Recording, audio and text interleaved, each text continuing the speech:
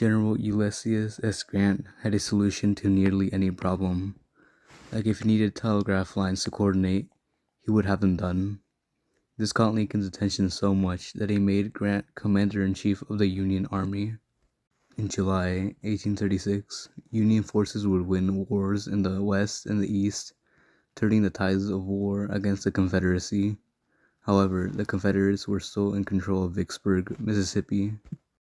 In early 1863, Grant's troops would try to seize control of Vicksburg. However, they would be unsuccessful. Grant would then devise a plan to attack Jackson, Mississippi. Then he would make a surprise attack on Vicksburg from the west. And as he went to attack Vicksburg, Grant would lay a siege for more than 6 weeks. Then, on July 9th, 1863, Grant's forces would capture Port Hudson, Louisiana. General Lee would be under pressure and would move his army into the northern part of Pennsylvania, hoping to capture Washington, D.C. And on June 30th, 1863, Union forces would meet with Confederate forces, starting the Battle of Gettysburg. This battle would last about 3 days, and on the first day, Confederate forces would drive Union forces out of Gettysburg. However, Union forces would take the high ground on Cemetery Ridge.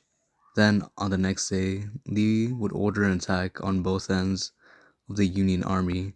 However, the Union Army would be well prepared because of the strong position they had. Lee would decide to attack again and try to scare the Union Army, and on July 3rd, he would order General George Pickett to attack with 15,000 men. This attack was known as Pickett's Charge. As his plan began, Union soldiers would open fire on them, and many would drop dead. This attack would end up failing, and General Lee would have to return. Meanwhile, General Meade from the Union Army was proud. However, Lincoln would feel disappointed because he felt that they let them go again.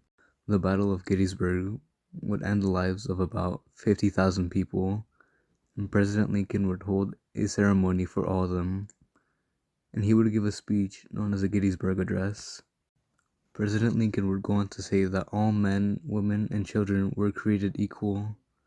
Then, in 1846, Lincoln would see the success in Grant and would appoint Grant to commander of the Union forces.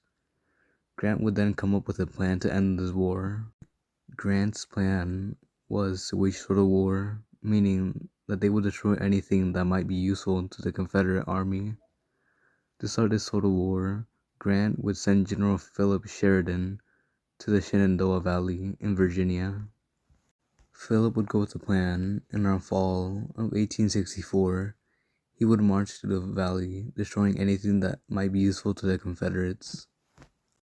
Grant would also send General William T. Sherman to capture Atlanta, and on September 1864, Sherman would start the campaign by burning a large part of the city, and they would head to the sea where the railroads were, destroying anything that they deemed to be useful to the Confederate Army.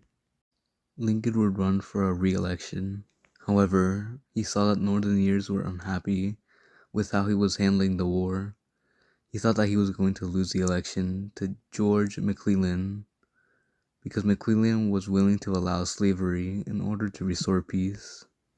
And as this was happening, General Sheridan was winning fight after fight in the Shenandoah Valley.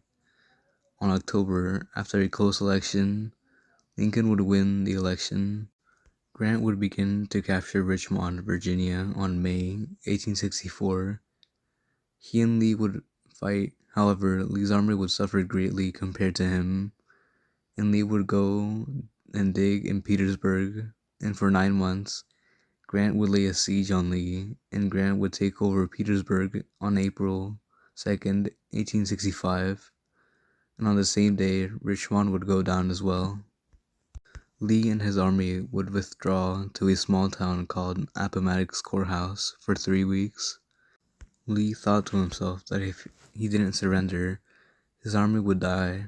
So, on April 9th, 1865, Lee would surrender. However, Grant would offer generous terms to Lee. These terms were that every Confederate soldier would be left free, along with the horses and other animals, in return for them not disturbing the United States. As Grant's soldiers heard what was going on, they began to cheer. However, Grant would order them to be silent, saying, "The war is over.